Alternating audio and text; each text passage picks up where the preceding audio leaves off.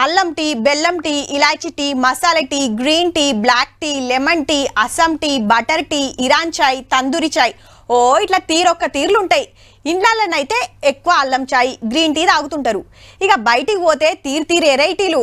చాయ్ తాగుతాం, పైసలు ఇచ్చి వస్తాం. కానీ అందులో ఏం షాపత్త వాడతారు, ఏడికెళ్ళి వస్తుంది అనేది పెద్దగా పట్టించుకోం. కానీ ఇది అట్లా కాదుల్లో.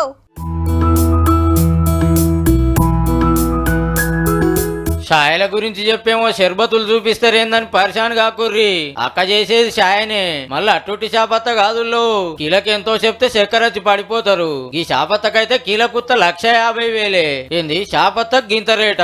అంతగానో ఏముంటదల్లా బంగారం అనేరు. హిమాలయాల కింది బాజుకు పశ్చిమ బెంగాల్ రాష్ట్రం డార్జిలింగ్ కొండల మీద దొరుకుతాయి ఈ ఆకులు. లేత ఆకుల తొంజేస్తారట, మళ్ళా పెయ్యికి చాలా మంచిదట. ఇది ఒక్కటే కాదుల్లో, ఇసొంటి చాపత్తలు 400 వెరైటీలు ఉన్నాయట. అట్లానే అన్ని లచ్చలాలు ఉండయి. కిలో 400 నుంచి మొదలు పెడితే 1,50,000 దాకా ఉంటాయట. నిన్నీయాల్టి సంది కాదు, 25 ఏళ్ల కంచెలు నడుపుతున్నారట ఈ గోల్డెన్ టిప్స్ చాపత్త దుఃఖం. మొదలు ఇట్లా గిలాసాలలో ఆకులేసి అటెనక నీళ్లు పోసో 4-5 నిమిషాలు ఉంచిరా అంటే అయిపోయి white tea, green tea, blue tea రాడైతాయి. ఏ సాయ తాగినా కమ్మగా ఉంటదట. అసలే ఇల్వగల్ల ఆకులు కాబట్టి ఒక్కపారి చేసి పడేరులో పొద్దుగాలో పారి సాయ చేసుకొని అవే ఆకులతోని పగటిలో మల్క మాపటిలో మల్క 2-3 మాటలు చేసుకోవచ్చునట. పొద్దుగాలు ఏం టేస్ట్ వచ్చిందో మాపటీలు చూస్తే అదే టేస్ట్ వస్తుందట. ఇక 100 గ్రాముల ప్యాకెట్ల నుంచి కిలో ప్యాకెట్ల దాకా ఉంటాయట.